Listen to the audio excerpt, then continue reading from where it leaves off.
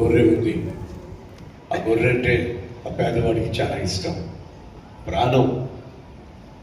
ఎంత ప్రాణం అంటే ఆ గొర్రెకు తానే నోటికి ముద్దలు తినిపించేవాడు.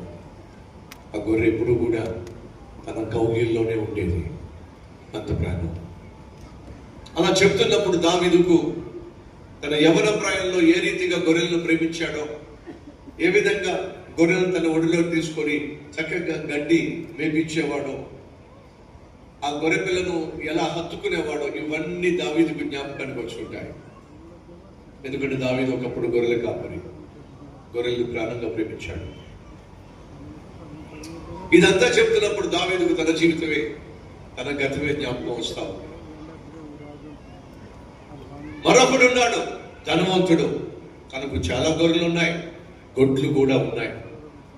ఒకరోజు తన ఇంటికి ఒక చుట్టం వచ్చాడు, అతిథి వచ్చాడు. అతిథి వచ్చినప్పుడు విందు చేస్తారు కదా, అలాగే ఆ ధనవంతుడు విందు చేయాలని ఆశపడ్డాడు. విందు చేశాడా? విందు చేశాడు.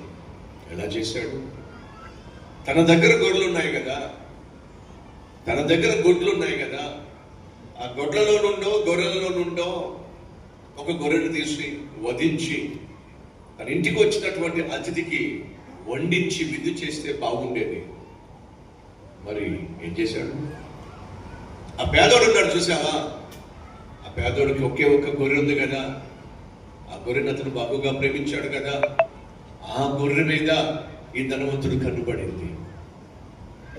అభము శుభము ఎరుగనటువంటి ఆ పేదవాడి గొర్రె మీద పడి మాంతంగా దాన్ని లాగేసుకొని ఇంటికి తెచ్చుకొని వచ్చినటువంటి